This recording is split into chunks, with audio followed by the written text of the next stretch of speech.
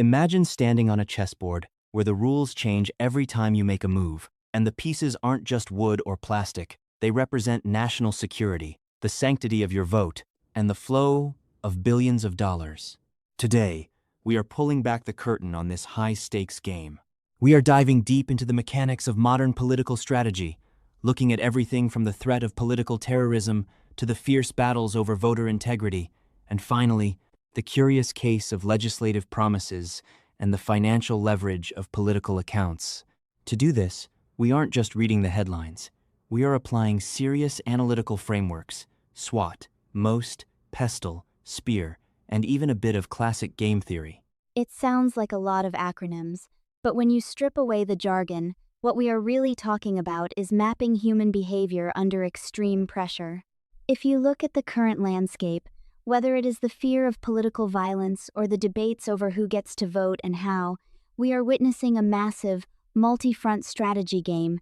Every player is trying to maximize their payoff while predicting what the other side will do next. Let's start with that first critical piece: political terrorism. It feels like the term gets thrown around constantly in the news, but from a strategic standpoint, what is actually happening? If we look at it through the lens of a PESTLE analysis, specifically the political, social, and technological aspects, how does this threat operate today? When we apply PESTLE to political terrorism, the political and social dimensions are deeply intertwined. The primary objective of political terrorism isn't necessarily the physical destruction itself, it is the psychological leverage. Politically, it is designed to force a government's hand or polarize the electorate. Socially, it exploits existing cleavages, distrust between communities, fear of the other. But the real game changer is the technological aspect. In the past, terrorists needed mainstream media to broadcast their message. Today, decentralized digital networks allow for instant dissemination of fear, recruitment, and radicalization. It creates a highly volatile environment where lone actors can be mobilized with minimal resources. So, it is cheap to execute but incredibly expensive to defend against. That sounds like a classic asymmetric conflict. How does that feed into the SPEAR framework? If we look at security, political, economic, academic, and reinvestment factors, how do governments assess this risk? Under the SPEAR model, the security and economic costs are staggering. When a state has to reinvest massive resources into domestic security and surveillance, those are resources taken away from infrastructure, education, or healthcare. Politically, the risk is that the state overreacts, implementing draconian measures that actually undermine civil liberties. That is the trap. In game theory terms, the terrorist group is trying to force the state into a suboptimal equilibrium. They want the state to overreach because that overreach validates the terrorists' narrative, driving more recruitment. It is a vicious cycle where the defender's best response can sometimes lead to their own strategic decline. That transition from security to domestic trust leads us directly to our second major topic: voting and voter integrity. This has become one of the most polarized battlegrounds in modern democracy. On one side, you have arguments about securing the ballot box. On the other, concerns about voter suppression. How do we analyze this using the MOST framework: mission, objectives, strategies, and tactics? This is where the MOST framework becomes incredibly revealing because both sides of the political aisle have completely different missions, yet they use similar tactical playbooks. For one faction, the mission is to maximize voter participation, believing that higher turnout favors their platform. Their strategy is to lower barriers to voting, and their tactics include pushing for mail-in ballots, automatic registration, and extended voting windows.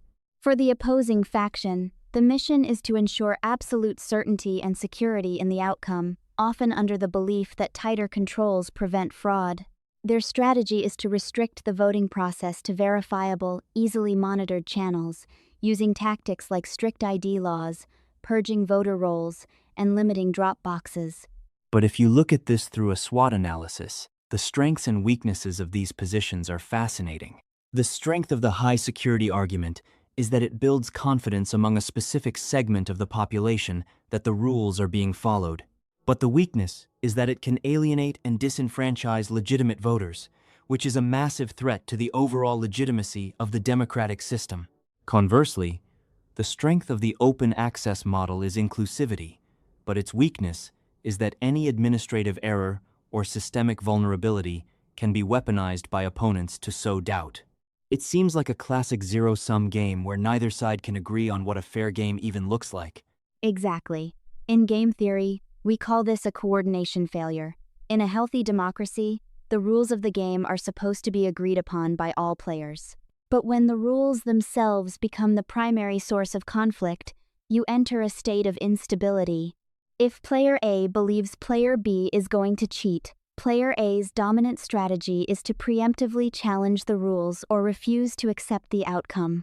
Once that happens, the Nash equilibrium is mutual distrust and institutional decay. Nobody wins, but neither side can afford to unilaterally back down. It is a dark loop to get stuck in. And speaking of high-stakes political games, let's talk about the legislative arena. There is this recurring phenomenon, what has often been referred to in political rhetoric as the Big Beautiful Bill. These massive omnibus legislative packages that promise everything to everyone, paired with the complex web of personal and political financial accounts, particularly those associated with high-profile figures like Donald Trump. How do these massive bills and personal accounts function as strategic leverage? Let's apply the SWOT analysis here to understand the leverage of these massive bills. The strength of a giant omnibus bill is that it allows for horse trading.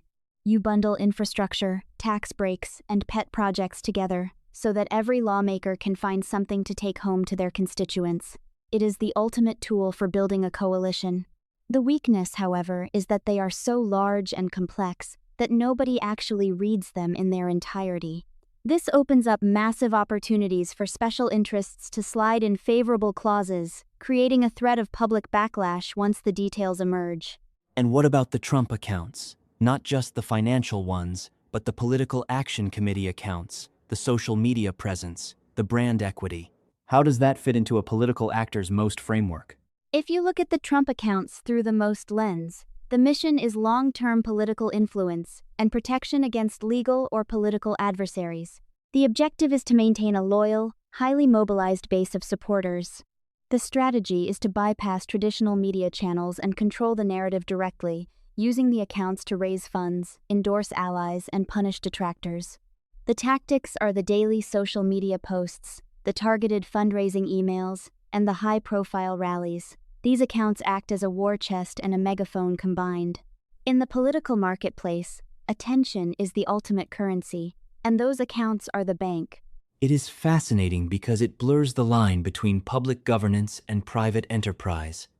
You have this constant feedback loop where political actions fund the accounts, and the accounts fund the political actions. It is a highly integrated system. It really is. And it is the kind of complex, interconnected reality that we love to dissect. In fact, this is the core of what we do here at the New Sentinel. Whether we are analyzing the strategic intricacies of military operations, unpacking the legal maneuvers behind financial accounts, or even looking at the pop culture narratives that shape our worldview, our goal is to give you a comprehensive, expert-level understanding of the forces shaping our lives.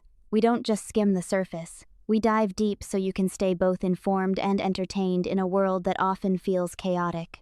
That is the mission of the New Sentinel, isn't it? To make sense of the noise. And looking at all these pieces together, political terrorism, voter integrity, the legislative theater, and the power of personal political brands, they aren't isolated events. They are all nodes in the same system. Absolutely. If you look at them through a pestle lens as a unified whole, the legal and technological changes are driving everything. Technology has democratized communication, but it has also fractured our shared reality. Legal battles are no longer just about interpreting the law. They are used as tactical weapons to delay opponents or rally supporters. So, if we look to the future, what is the strategic outlook? If this is a game of chess, what are the next moves? The next moves will likely involve a push toward decentralization on one hand and intense regulatory crackdowns on the other.